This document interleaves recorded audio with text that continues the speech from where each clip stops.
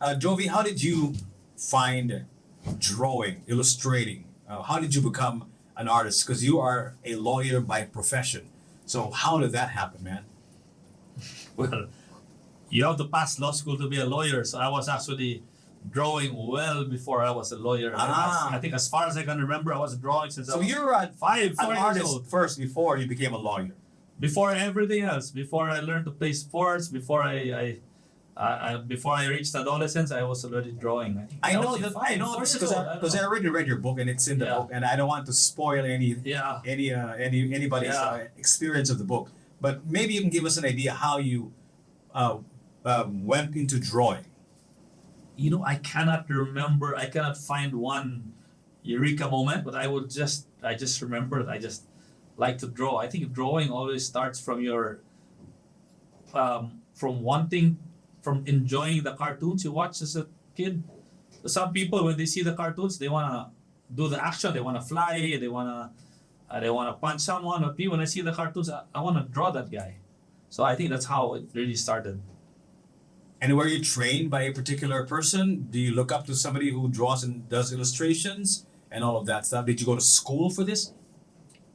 I was not trained. I just wanted to draw on my own until one day my mom said, "Let's just get you an art teacher." And my art teacher actually would take a jeepney to the house, come in there once a week. So I had been, as the years went on. So I was 7 years old, had an art teacher, and he would come in until once a week, maybe probably until I was 10 or 11 years old. So that's the gist of it, really. But wherever I go, when I travel, I always draw. I always have a coloring book with me or something. Yeah. What made you decide to make a book of your drawings or sports icons? Well, there's so many factors that made me decide, but I have been making those. I had a request to draw a few sports icons, but I sat on it for like maybe 8 years until lockdown came. I said, "Hey, I can finally do your request now." So After 8 years. yeah, because lockdown, there was absolutely nothing to do. So I said, "Okay, I can do your request now. This is the price. This is a drawing." So when I put the drawings on the internet, it just exploded. Then when it exploded, it got to the subjects themselves, and then when it really exploded, I was like, the following years I kept drawing. I got commissions. I kept drawing until the following year. I said, I'm just gonna make all of these drawings, put it all in one calendar, give it as Christmas gifts to everybody, and then because everyone wants my drawings. So when I did that, I'm like, if I put my drawing on a calendar, I gotta explain how I made that drawing. So I gotta write a bit. And when I wrote a bit, it got more and more until my son was born. I said, wait, I gotta have something for my son to read when I'm dead. So he just kept, so the calendar idea just became a book. Yeah. So instead of a calendar, you made it into a book. Yeah. So it's a very complicated story. Who was the first sports icon who reached out to you or at least acknowledged your work? Believe it or not, not reach out, but the first one to actually sign a print of my work, was what I would do is I would scan my drawing and float it out on the internet for free. The only condition is you show me a picture of my work, how you put it in your wall. So I can, it's like a badge of honor, like, hey, my drawing is hanging in somewhere there in Massachusetts or something. So the first one, believe it or not, is a wrestler, Hulk Hogan. Wow, okay. Yeah, he actually signed my drawing, so he's actually the first one. Yeah. So what was the interaction? I know someone just said I met Hogan, I had to sign it. Here's your drawing there with the signature in yellow ink. Okay, so if you don't mind me asking you, what year was this? Was this the time when Logan was? No. This was after I started after the lockdown. Yeah, Okay, so maybe okay. 2021 or something. Okay. Yeah, 2020. And who was the most interesting sports icon who reached out to you, at least, or if not the icon himself or herself, the handlers of the Oh, so I drew a number of Filipinos, and some guys in the the internet, you cannot control the internet, right? So some guys put all of my drawings together, posted it in the internet, and all the comments were like, why did you leave out this guy? My view is, I didn't leave out anyone. I just drew whoever I was commissioned to draw. So if you think there's a player better than George Ski, then sure, I'll draw him. Just commission me to draw. So they will say, why did you leave out chess grandmaster Eugene Torre? So anyway, to cut a long story short, it ended up being Eugene Torre himself calling me up how to draw him. He sent me a picture from news clippings of his historic match in the 1970s, and he said, yeah, that picture's in black and white, but what I was wearing was a white shirt with green print. So that was a different, that was a trip, like, Asia's first grandmaster in chess. He's calling you up and telling you how to draw him. Like, yeah, that was a different interaction. Yeah. Maybe you can explain to the new generation the phenomenon that is Eugene Torre, because I remember, because when I was a kid, he was just all over the papers, right? He would like win one chess tournament to another. Maybe you can explain it to them, who Eugene Torre is. Well, I am not that familiar, because when people were telling me to draw him, basically I didn't know who he was, but I had to. What do you remember of Yeah, that's why I had to find out. So I found out that Asia's first grandmaster is not no small feat, because if you look at all the chess champions, they were all Russians, right? Until the Indians came along. So the Indians are Asians. So Eugene Torre predated all these great Indians. And I portrayed him from his 1976 match against Karpov, who was then a world champion, reigning world champion. So it would be the equivalent of, like, who's a basketball player now? It would be the equivalent of, let's say Junmar Fajardo beating LeBron James 1-on-1, right? No, I don't think that's gonna happen, right? Or like some our best golfer here, let's say, beating the Tiger Woods at his peak. That's so that was a feat in itself. Like, he beat the reigning world champion. So I don't think that's happened in sports, except probably for boxing and bowling. Yeah. So when you choose the icons that you drew that's in the book, are these all of your personal sports icons, or are some of these commissioned by another person for you to draw and all of that stuff? Well, the first time it was commissioned, the first 5 or so were commissioned by my They didn't bro- find my it brother. in your book. Yeah. He said, I want to draw my goats. So this is called goats, but I disagree with his goats. So I had to find some other term for my drawings. Are you referring to JJ? Yeah, JJ. Yeah. So who is JJ Neri's goat? So his goat is Michael Jordan. Okay, number 1. I like Magic Johnson. All right. So there. His goat is Michael Schumacher. Well, we know that Lewis Hamilton broke all of Schumacher's records. So of course, as a Filipino, Pacquiao is his goat, but I would argue Ali, but Pacquiao was a strong case, and so does Mayweather and so many other boxers. So basically, you draw the athletes I like. I mean, he's drawing the athletes he likes, so his favorite athletes. It's not goats. That's your goats, not my goats. so I didn't call this book goats. Does it matter if you like the sports icon or if you don't? Does the artwork, does the drawing, the illustration look better or look more true to the sports icon? Actually, the ones I like are what I feel are my, if there's such are my least favorite drawings. Really? I feel like I just, because I like them so much, I feel like I just didn't portray them the right way. I could have done it a little differently here and there.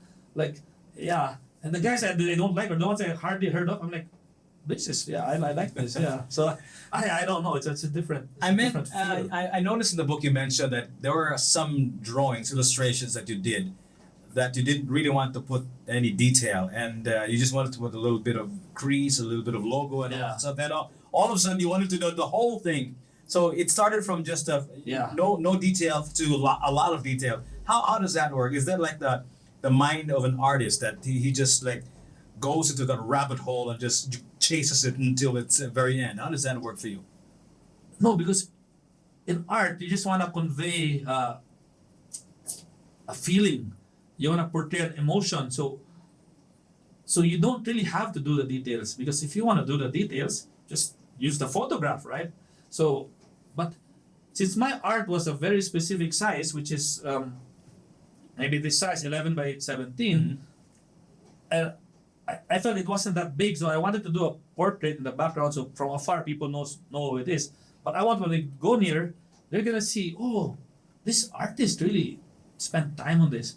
So a lot of my drawings actually, I would have to research on the shoes they were wearing. So I would have a different reference photo for the shoes. So that really started with Pacquiao because he had so many logos.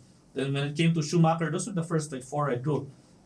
I could have chosen not to draw the logos, and after that, all my drawings would just be I'll just do the emotion, the feel, copy his action. But once I started, you're right. Your term is correct. Rabbit hole. And the worst was Who was the most difficult or the most detailed drawing you? no question, Lionel Messi. What about me now? He has so many tattoos in his right arm, and his soccer shoes for that particular World Cup was color gold. Okay. So it's hard to get the gold color, and then he had so many logos in his shirt with the stripes. So that was and then he wasn't also playing Messi in the World Cup. He had a goatee.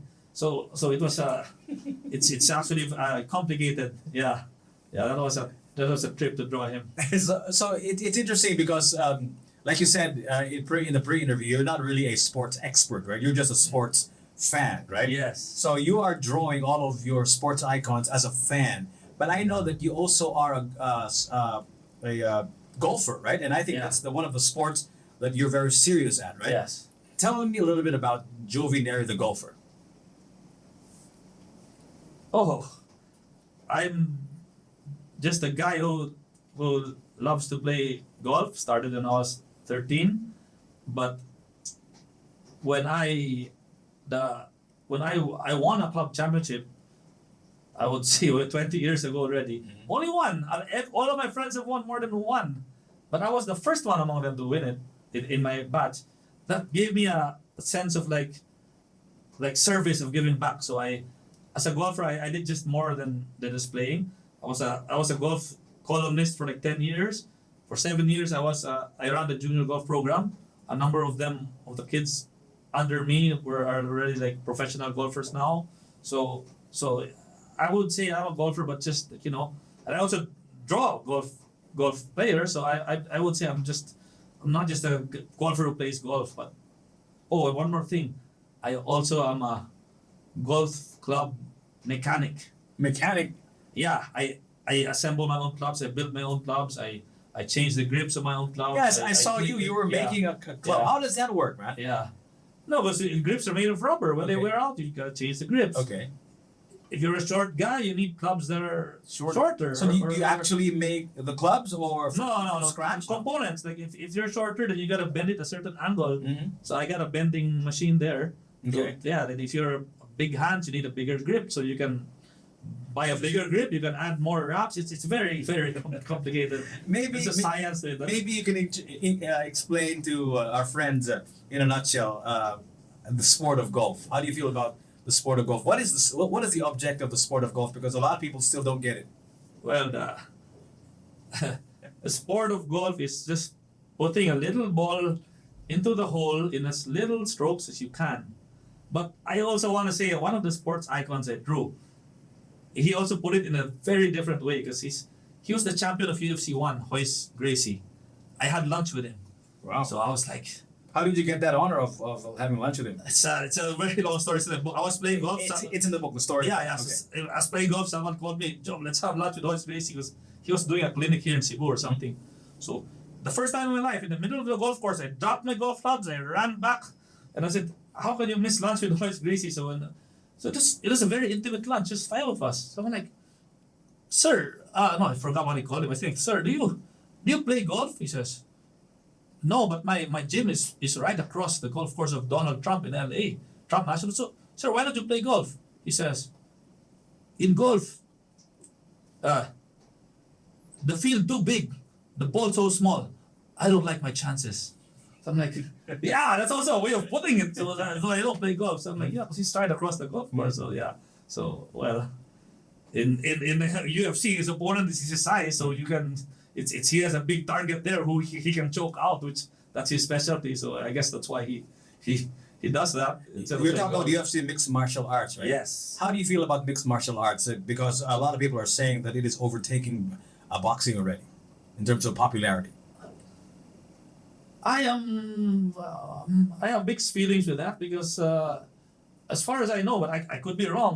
The mixed martial arts, like the top of the UFC is run by just one promoter. So one guy makes all the money, and the fighters are, I would say, underpaid.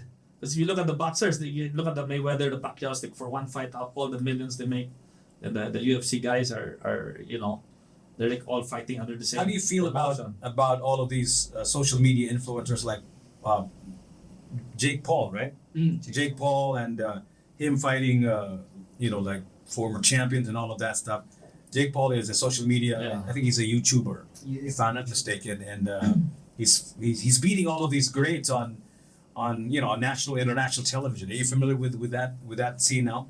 I've heard of that, yeah, but I'm sure it's a totally different level, like in different sports. But what's important is he's doing it, he's earning, and he's using it to make a living. He's using the platform to expand his sport and his craft. So that's fine. I mean, you shouldn't really put him down because he also knows who to pick to fight. So I think that's pretty good for Jake Paul. Tell me about your friend Bata Reyes experience, because I know that he's also one of your goats, right? So tell me about friend Bata Reyes Jr. Oh, yeah. So he was the first one I drew, and actually, For this book, you mean? yeah, for that book. But actually, since what you're holding is a test print, the final version of the book actually has a sidebar on how I made a Bata Reyes drawing, because I wanted to draw him from his iconic shot, but there's no picture of it. So I had to use so many video references, video stills, how he stood up, his posture, to finally draw him. Because all the drawings in the internet of Bata Reyes are modern day Bata. He's already old. It's not from a tournament because there's no good high quality pictures. I had to make it from scratch. And this got so much interaction in the internet that some guy said, I'm friends with Bata. Send me your drawing, I'll show it to Bata. I said, okay, I sent it to him. A week, 2 weeks, 3 weeks. Hey, let's you show it to Bata. Where's the picture of you with Bata? He says, no, it's Bata's already in the vulnerable age. He cannot come out now because it was COVID time. So whatever. I thought this guy could have been a scammer or whatever. Then last week, 3 years later, he sends me a message. Bata is going to Cebu. I'm also going. So I'm like, oh, really? I never made much of it until finally, I finally met him, picked him up, and then he calls Bata, hey, what you doing for lunch? Nothing, let's have lunch. Who's this guy? I mean, what is he to Bata? How did he? He was actually a vlogger who would take YouTube vlogs of like billiard games, and then he met Bata, and then Bata like took him like as one of his, I don't know what you'd call it, like one of his companions or sidekicks, or there's someone who travels with him. So what him was he and the other doing guys. at that time here in Cebu? Would you know? Bata came here to, I think a bar invited him to promote the bar, so he invited him to play like 3 nights of pool. So he was there with Bata. Then during the day he wasn't doing anything, so we wanted to have lunch, and then Bata was like, he just wants fried fish. It's a very simple guy. So anyway, we ended up going to one of them in the car. Said, hey, let's eat. I said, let's go to Cebu Country Club, because Bata doesn't want to go to the mall, because obviously for obvious reasons, right? Then when they all got in the car, they were all in slippers, and that's not allowed in Cebu Country Club. Oh no! So I'm like, where else? We can't go there. They said, oh, I heard the pochero here is good. So of course in Cebu every pochero is good here. So we brought them to a pochero place. Okay, instead. Yeah, where they were so at home and With the slippers. with the slippers. No, but Bata was actually in pants and the shirt, but in slippers. yeah. So we had a group picture. No jokes. We were all at the group picture. Bata was actually holding his food in his hand, because Bata was just eating with his hands. Wow. So like, yeah, he's really very, very, very simple, down to earth guy. Like at his age, he doesn't need to play, but he just plays for the love of the game. Interesting, but they're all wearing slippers. No, yeah, those were all his companions. Yeah, they were all wearing slippers. So did you guys eat fried fish? No. we did. We had a bangos. pochero? Yeah, Bata also got some of the pochero. Yeah, we got a pochero, and of course, with all the pochero places here, they also have the sizzling pochero, which is also pretty good. So yeah. Tell me a little bit more about Paeng Nepomuceno, because you put him as one of your greatest of all time. In fact, of the last century. In fact, he wrote the foreword for your book, right? Tell me about a little bit more about Paeng Nepomuceno. To be honest, even up to today, I have never met him. Okay. So we were just been communicating in the internet. So Paeng was very, I think he was really moved and really enjoyed the portrayal I made of him. And every time someone sends him that picture, he would always message me, "Hey, look, I got this." So he had a signing because the Philippine Post Office made commemorative stamps for Paeng. Mm-hmm. So the guys who were going there to have him sign the work were actually having him sign my drawing. So he felt so good about that. And then and Paeng's buddy, one of Paeng's good friends actually, is a very good bowler also. You will be surprised at this. Senate President Tito Soto. Wow. Yeah. Good bowler too. He actually played a few World Cups himself. Interesting. And he's actually bowled a perfect game in international competition in the 80s. Yeah. I didn't Anyway, know that. Interesting. so the Senate President was sharing my drawings in his own page, and Paeng was also so proud about that. You know, So that's how- a lot of people are saying that like bowling is not a serious sport and all of that stuff. Has it been elevated into like an Olympic game? Is bowling already an Olympic game? Because I remember at that time there was a time that it wasn't yet a gold medal game. I remember clearly, but Yeah. it has become a gold medal event, right? I don't think so. Okay. I think bowling was just like a test. Yeah. A test, like a test sport, so it won't count in the medals. Mhm. So actually, the Philippines already won a gold in bowling Okay. in the '88 Seoul Olympics. Okay. It was in a test sport, Okay. so it did count in our medal So count. it never got elevated into a medal event. I don't think so. It is in the Asian Games, the Southeast Asian Games, but I don't think in the Olympics it has been elevated there. Okay. Yeah. You mentioned earlier that one of the reasons why you had time to draw, to illustrate these beautiful artworks, it was during the pandemic, right? Yes. So maybe you can tell me about your whole pandemic experience in a nutshell. Like, what was it about the pandemic that made you want to draw? I mean, of course, sure, there's a lot of free time, right? I mean, that's already a given. But what else was it? Was it also sort of like a spark for you that you had all this time and you were more artistic and all of that stuff? Maybe you can run us through the pandemic of Jovi Neri. Yeah, I would think so, because you couldn't do anything. So you're right about you got it right about being more artistic, because actually during the pandemic I played the piano much more than I normally would in the house, and then I would, and then it was nice to draw that you have no deadlines or you have no work to do or somewhere to go, so I could just when I started, those first 5 drawings I made, Bata, Pacman, Schumacher, Jordan, and Tiger Woods, they almost took almost 1 week each, because I was still finding my way. Then as it grew on, I already got the groove, so I would work a little faster. But lately those became slower because I got more demanding of my art. Like I wanted more detail, so It's just interesting that double-edged sword. you said mga ganyan nga, yeah, your artwork is actually better if it's not what you want. It's not your artwork, but it's a commissioned artwork. Why do you think that is? So are you more objective if it's like a commissioned artwork, and if it's yours, you overthink it and you don't come up with the best possible way of making the illustration or the drawing? What is it about those forces, about commissioned and just your own personal favorites? I really think it's just down to your own eye. Because Okay. when I tell you that I don't like them, the people who see them actually like them. Okay. So I think Give it's just me an fine. example of a drawing that you did just for the heck of it, because you were a sports fan of that particular athlete that you didn't quite like. Oh yeah. I wasn't so fond of my portrait of Jaworski. Jaworski, okay. Yeah. Well, the reason being, He's your greatest. Yeah, my favorite. Basketball player of Not the all- greatest. My greatest would be Magic Johnson. Your favorite basketball player of all time, right? But Jaworski, you'd see him in that other cover that Okay. pull out there. Yeah, see that? Okay.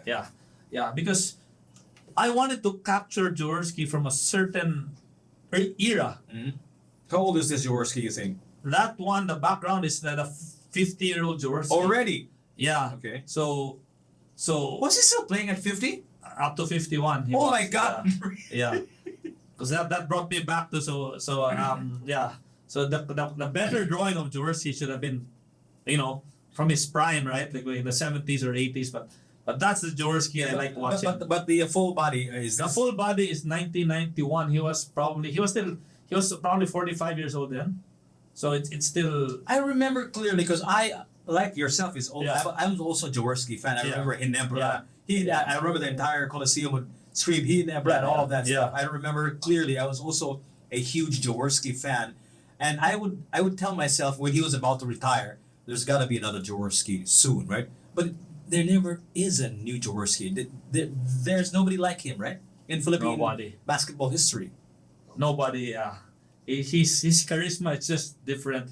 Like even the players, even when he talks, like the way they play before was, they almost looked like they had no set play. They would just like throw the ball there, fast break, and it was like so disorganized. But Jaworski would do that on purpose because he would say that this is for the fans. We want them to enjoy the game. Mm-hmm. So that's how he would. That's So you actually don't his think style he was one play. of those methodical coaches that would make like a set play or a triangle or Not at all. Really?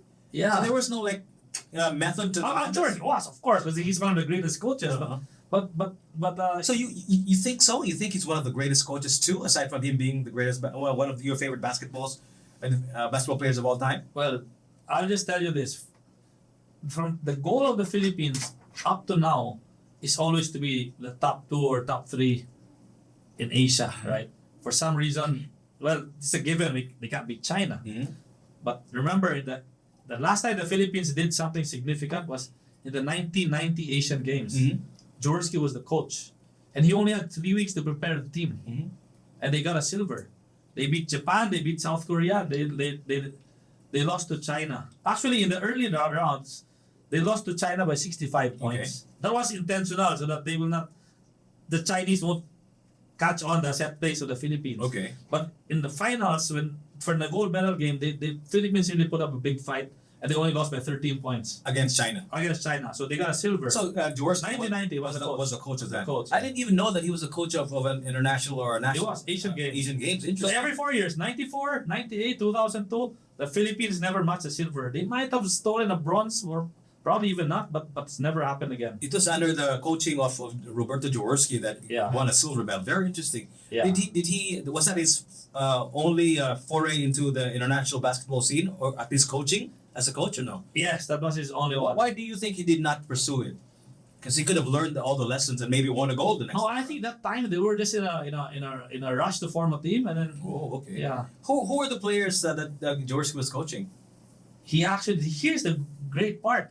He actually made sure the team score was his Ginebra players, Oh, okay. but he got the team score was Ginebra, so they knew the set plays, but he got of course Ramon Fernandez, Alvin Patrimonio, Samboy Lim, and Alan Kaidik. Wow. Yeah, so even before now that the trend is 3-point shooting, Jaworski already utilized Kaidik's 3-point Wow, shooting a lot. I'm a huge Jaworski fan, Yeah. but I did not know that part of Jaworski. Interesting. Yeah. So he coached the Asian Games and won In silver. 1990, yes. Wow, interesting. In 3 weeks preparation. Wow, interesting. So what else do you think is it about Jaworski that you love so much? Because I'm intrigued and baffled that I didn't know about him, the 1998 champion or silver medal. Well, again, the way he treats the fans, so I'll tell you. So I'm not. You cannot see that on television. yeah, so right? when he was 50 years old, Okay. as I told you about that Goggins story, I had heart surgery. So I was recovering in my cousin's house in a private village, subdivision in Manila. Then I saw in the corner of my eye, Jaworski passed with a bicycle. So we said, let's follow Jaworski. So we followed him to the clubhouse of that subdivision, And he said, hey, so we introduced ourselves. I was talking to him. Then he said, oh yeah, I just came from team practice. But my son, who was at the time was a little boy, wants to go to the playground. So while his son was there in the monkey bar, Jorsey was really talking to us especially me, for a very long time. So How I'm old like, were you at that time? I was only 16 or 17. So Okay. I'm like, here's a guy who's 50 years old. Okay. He just didn't come from practice. He also coached his team. And now he wants to spend time with his son, and not just in the house. He's actually biking around the village with his son. And now here he is talking to me.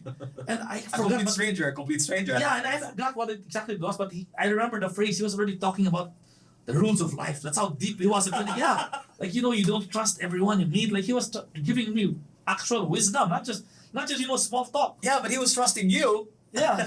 So no, he didn't trust me. He was just talking to me, giving me advice. I was a kid, right? Okay, So okay. I'm like, wow. But at that time, I was already a fan. So I'm like, wow. So at that time, I'll tell you something. I had a wound in my finger. That time when I shook his hand, up to this day, I still have the band-aid from that time I shook his hand. I kept it. Yeah. That's Jaworski. If you could show it to me, man. I'll find it someday. Yeah. How do you preserve Band-Aid? I just kept it there where that part of the wallet where we would be given those grand pics, right? Back in the day, we get grand pics from our friends. They just like seal I it. put it there, like, you, like, yeah, seal that's there, yeah. That's the word. He's Oh, he's kind of Yes. very kind person. he's kind Yeah. of sick right now, right? I think he was Yes. hospitalized a few weeks ago. Is he out of the hospital? No, No? he has I would just say he has a rare condition that basically I think his family just doesn't want him to come out in public, or he doesn't want. So I really don't know what his situation is, but he's still very much alive, but he just doesn't make public appearances. So You know, one of the Sorry. interesting things about Jaworski also was his tandem. He had Francis Arnaiz, right? They were like the Batman and Robin of basketball back then, right? They were a very good tandem, but I don't know what happened to them. But they had kind of like a falling out, right? Would you know what happened to Robert Jaworski and Francis Arnaiz? actually no, because I started watching basketball when the team was already gone. Oh, I started getting into sports in 1989, 19 yeah. I think they were still in Yeah. the Toyota team. But I've heard about they even were together in the Ginebra team. But Okay. I've actually never been privy to that. I never studied that Okay. thing. Yeah. But I've heard I've heard Arnaiz come back in some reunion games, or when Ginebra is the champion, they send a team to a junket trip to the States, and they always meet up with Arnaiz there. So yeah. I remember also clearly that the Philippines also won or defeated an all-star basketball team. I think it was in the Jones Cup where Karl Malone was. This is the team where there was Dennis Still and Chip England. You're familiar with this team, no? No, that's before 1989. Oh, okay. All right. But Chip England, I've heard has become a very good shooting coach Yeah. for the San Antonio Spurs. Yeah, absolutely. Yeah. And I think that was a time when we won gold, if I'm not mistaken, right? Yeah, well, sure, but it's some different cup, not the Asian Games. And it was the Jones Cup. Yeah, It was the Jones Cup. We Yeah. defeated a team that consisted of Karl Malone, Charles Barkley, and all of that. But they were, I'm so I think, familiar with playing in the. I'm not sure what level of basketball they were playing, but that was also a very interesting team in the basketball history here in the Philippines. So, because you were a basketball and a golf sports fan, Yeah. but I also noticed that you drew U2, also one of my favorite bands, right? So tell me about U2 and why did you decide to draw and make an illustration about or of U2? That was just it's not really the main part of a book. It's the part of a book where I just want to draw different styles. Okay. Actually, that U2 drawing is actually a precursor to all of my other drawings, because that's where I started drawing the side profiles. Because I would watch a Facebook live of one comic artist, and he said, "Oh, you can draw side profiles because they're easier to draw. They just draw half the face." It's not true. They're still hard to draw. But the special thing about the U2 is, I actually drew from the pictures I took myself. Okay. So it's not I just Googled a photo and drew them. So you saw Those them are live. my own pictures Okay. with my own camera, and I decided to draw them. So yeah. So that's the. Where was this performance? Where did you watch that? Two of those drawings are from Singapore, and the two were from Manila. Yeah, and then the reason why I drew them is because that was lockdown 2020, lockdown 2020, May 2020. Bono, their singer, was gonna turn 60 years old. Oh. I'm like, oh yeah, come on, let's celebrate them. When I drew him, I'm like, wait, I'm done drawing Bono, but it's not just his birthday. I'll try to draw someone. I'll try to draw their guitar player. I'll try to draw the drummer. Then I ended up drawing the whole band. So yeah. Tell us a story of this Kobe Bryant drawing with the old school Kobe with number 8, jersey number 8, and new school Kobe at number 24 sharing one ball. Tell me about the story of this drawing. Oh, yeah. So I wasn't when Kobe passed away. I made a quick head sketch of him. Then after a while, I said I'm gonna make a proper tribute, but you're really confused. Is it 8 or is it 24? So I said I'll just draw both. And then but I wanted it to be a total polar opposite. So one is a home jersey, one is an away jersey. One has 0 tattoos, the other one has all the tattoos. One has the Adidas shoes, his first shoe, and the other one is a Nike. So yeah, so it kind of like that's just what I came up with. So how did you feel about the drawing? That was actually a turning point. It took me so long and so hard to make a drawing. I said, from now on, if ever, I'm not gonna draw anymore for the. I'm gonna draw if someone commissions me to draw. But this drawing, like I was like, yeah, I wasn't. It was a very demanding drawing to When make. you say demanding, how long does it take to make one drawing? If you ask any artist, I don't think they can answer you because they don't really do it by time. Like time just flies away. Like you're drawing, next you know it's already 2 a.m. So I don't really know. In terms of number of man hours, you don't know. But how about I really don't know. in terms of the longest ever illustration or drawing that you've ever made? Which one is it? The longest to complete? I still have no answer for that. But actually, the last page of my book is actually a doodle I made of the Santo Niño. Yeah. There it is. Okay. Yeah, but that was what you see. I just finished that like a week ago. Okay. Because I felt like I could add more details. It was a doodle. I haven't signed it. I haven't dated it. So I started it in 2021 for the 500 years of Christianity, but I just finished it like a week ago. Why did you decide to put it together in a book? I know that you mentioned earlier in our interview that you wanted a calendar first, and then you also wanted your kids to be able to perhaps have memories of you or know more about you through this book. Tell me more about that. Tell me more about the because you're a lawyer, like I said, and you're also an illustrator, an artist. You're not a writer, right? So of course you write articles and all of that stuff. But why put it together like this? This is such a beautiful thing. But because thank you for that. Thank you. I really appreciate that. But you know, when I put it together, when I would do it piece by piece. I would send it to people I hardly know. I don't know. So like I sent it to some artists who I hardly know, and these artists were like. And when you think of art, you think of paintings. You think of elitist people, highbrow people, but they were so encouraging, and they were like, Jovi, I wish I also kept my drawings when I was 7 years old. So I felt like I had a story to tell or I had something to share that others couldn't share. Then number 2, when you look at art books also, there's a writer who describes the artist, and it's almost like reading a food review. But now, because as a lawyer, you have to read so many laws, you have to learn English. Also, I've been writing for a golf magazine for 10 years, so I can write, so I can tell my story. And I don't want to tell it in the high-sounding art way. Actually, Jiggy, it's actually exactly like what you do. Because my language is conversational. You are solitary in your studio, but when someone listens to you in the car, he feels like he's with you. And that's because I remember talking to a friend before. I was like, when the iPod was invented, I was like, hey, why don't you just listen to the iPod? You can curate your song. He said, my friend said, no, it's really different if there's someone talking to you, like, you know, like when I hear you in the morning, like recently you were like, when you're like talking about you were with was it you? You were with John. You were talking about the jet ski event in Malboa. Yeah. So like I could relate. So these are my friends organizing the events.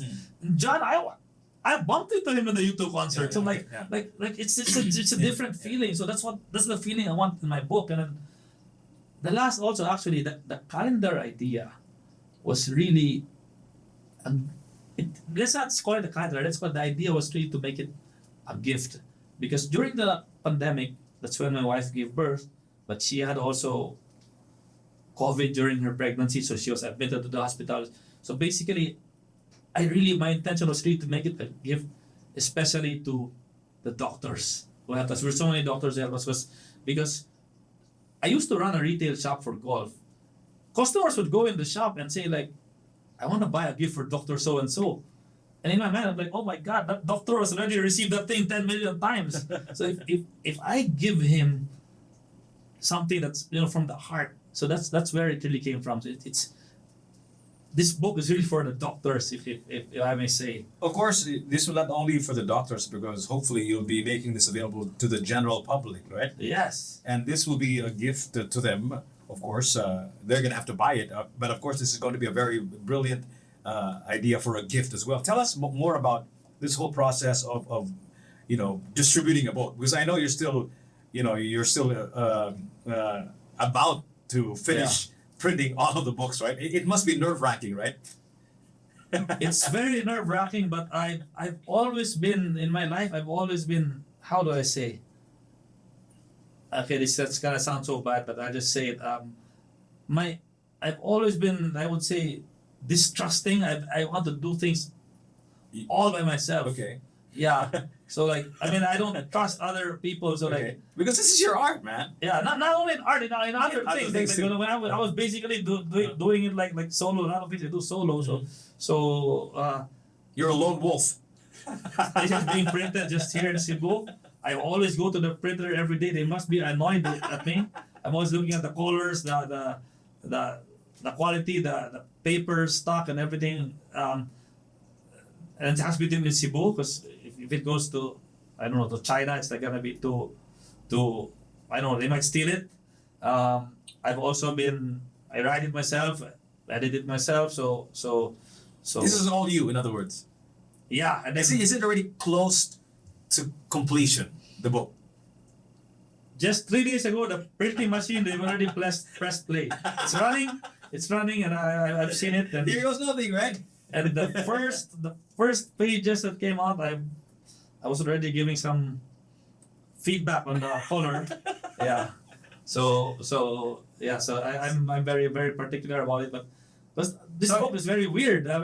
It a part of the book is printed in specialty art paper that you can actually display if you want. You can even put it on a frame. Okay. Like I'll show you. Okay, please do. Yeah, here. So this is Oh, Rafael Nadal. Nadal. See? Tell me more about that photograph. The full figure and the portrait. So this one is first of all, people who look at it will say this is original art, but this is not. This is exactly my book. This size, and you can frame it, and it's the printing looks exactly like the original art. So there will be images like that, yeah. and that they can detach. So to the this book. is exactly this one. This is exactly from the book. So the background is his first French Open.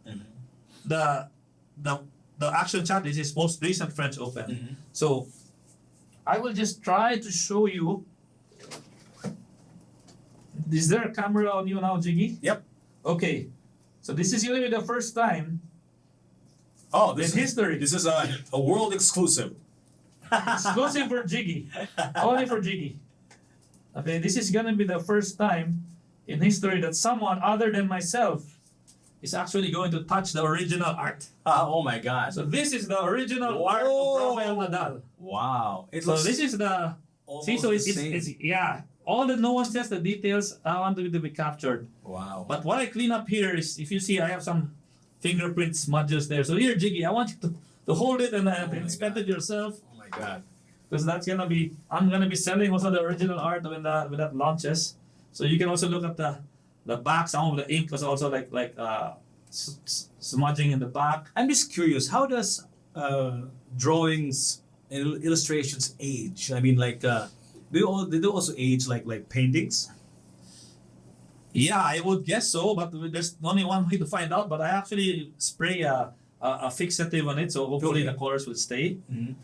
So, so that's my Beautiful, man. yeah. Unbelievable. So that's what the original art looks like. Oh, So here Thank- you thank can see the colors here bleeding here in the back. thank you for Yeah. That's abstract art too.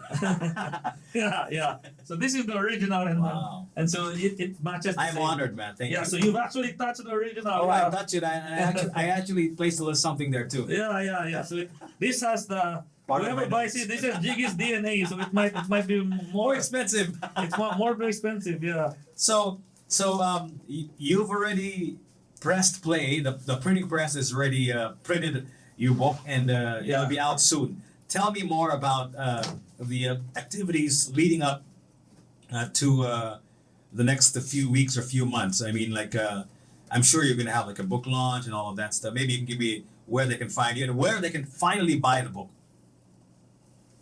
Okay. So my book is called Just a Lawyer Drawing Sports Icons. Okay. But I simplify it by just saying it's Sports Icons by Jovi. Okay. So in a week or so, Sports Icons. No, actually, by the time this interview is published, you can go to sportsiconsbyjovi.com. You can also find that in Facebook and Instagram. And on September 15, there's gonna be a Tubo Art Fair in Ayala. My book is gonna launch there in the in the activity center where the fountain is there, and the Tubo Art Fair is gonna have over 100 booths. I'm gonna have a booth. It's gonna be by the fountain, so it's gonna be near the launch area.